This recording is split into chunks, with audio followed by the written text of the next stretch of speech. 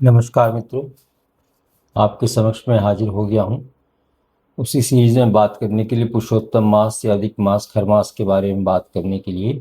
जैसा कि मैंने बताया था कि हम इसके ऊपर विस्तृत अध्ययन करते रहेंगे, आपस में बातचीत करते रहेंगे, आपको मैं जानकारियाँ देता रहूँगा और आप अपने सुझाव भी मुझे देते रहेंगे कि आपको और क्या जानकारी चाहिए। तो जैसा कि मैंने आपको पहले 2 वीडियो में बता चुका हूँ, अब मैं आज जो बताने जा रहा हूँ वो ये है कि विष्णु सहस्त्रनाम के अलावा आप गजेंद्र मोक्ष का भी पाठ कर सकते हैं। गजेंद्र मोक्ष जो है एक तरह से मोक्षदायी पाठ है और इसमें ये भी है कि आपके जो कर्म हैं, पुण्य कर्म है तो वो बचे रहेंगे और जो पिछले कर्म है उसका भी थोड़ा सा लेखा जोखा इसमें कम होता है और इस जन्म में किए गए कर्मों का भी थोड़ा सा आपको फल पॉजिटिव प्राप्त होता है, नेगेटिव कर्म जो है आपके कटते हैं। तो इसलिए गजेंद्र मोक्ष का पाठ आप कर सकते हैं। बहुत बड़ा नहीं है, विष्णु सहस्त्रनाम से बहुत छोटा है, लेकिन इसको भी करना चाहिए। लेकिन मेरा ऐसा कहने का मतलब नहीं है कि ये कोई रिप्लेसमेंट है विष्णु सहस्त्रनाम को। विष्णु सहस्त्रनाम तो परम श्रेष्ठ है ही, अगर आप उसको करना चाहें तो करना चाहिए। मैं तो ये कहता हूँ कम से कम एक पाठ तो उसका करना है। फिर उसके बाद गजेंद्र मोक्ष ले लें आप। गजेंद्र मोक्ष आप चाहे जितने करें कर सकते हैं, आपके ऊपर निर्भर करता है कि आप कितने पाठ गजेंद्र मोक्ष के करना चाहते हैं। उसके बाद मंत्रों का जहाँ तक सवाल है, सर्वश्रेष्ठ मंत्र ओम नमो भगवते वासुदेवाय। चलते फिरते उठते बैठते, किचन में खाना बनाते, कोई काम करते, अपने ऑफिस में बैठे या आपके दुकान में बिजनेस संस्थान में जहाँ बैठे, मन ही मन उसका जाप करते रहिए। अगर ट्रैवल कर रहे हैं तो भी आप कर सकते हैं। तो ये तो उसकी श्रेष्ठता है। तीसरा आता है इसी सीरीज में भगवान नारायण का कवच। एक कवच भी है भगवान नारायण का, वो कवच का जो है आप पाठ करें। कवच का ये मतलब है, कवच जो है आपका एक रक्षा स्त्रोत्र है। भूत प्रेत पिशाच या कोई नेगेटिव शक्तियाँ आपके घर या आपके परिवार या आपके ऊपर हैं, तो इसका पाठ करने से घर में बैठ के अपने बच्चों को बिठा के पत्नी समेत रिश्तेदारों समेत इसको करें तो इसका फल जो है सबको प्राप्त होगा। ये है भगवान नारायण का कवच, उसका पाठ करना। और एक और इसमें जो है इम्पोर्टेंट पॉइंट है इसी कड़ी में कि आपको पितरों का भी उद्धार करना है। साथ साथ जो पितृ योनि में इस समय आपके लोग हैं उनका भी आपको उद्धार करना है, तो उनके निमित्त भी जो है हमको पाठ करना है। तो उसके लिए जो है रुचि मुनि का बनाया हुआ एक पितृ स्तोत्र है, उसको पढ़ना चाहिए। वो आपको यूट्यूब में मिल जाएगा, रुचि मुनि पितृ स्तोत्र। इसका पठन पाठन आपको करना चाहिए। इसका कोई फिक्स नहीं है आप कितने पाठ करें या क्या करें, आप कर सकते हैं, लेकिन जितना करेंगे उतना ही फ़ायदा आपके पितरों को पहुंचेगा। वो आपको आशीर्वाद देंगे क्योंकि आपकी वंश वृद्धि उन्हीं की वजह से होगी। उनके आशीर्वाद से आपके घर परिवार फलेगा फूलेगा।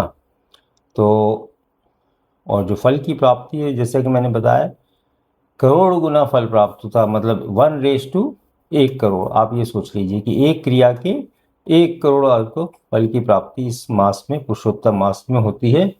तो इसको आप करिए।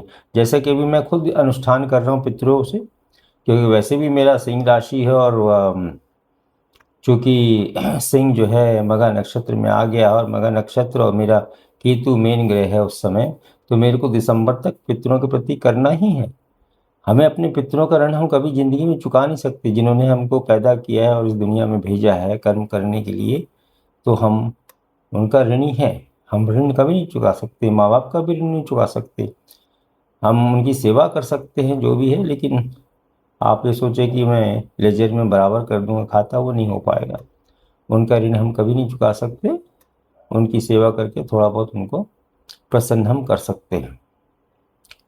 और सबसे सिंपल कार्रवाई, साधारण कार्रवाई जो है वो सत्यनारायण भगवान की कथा है।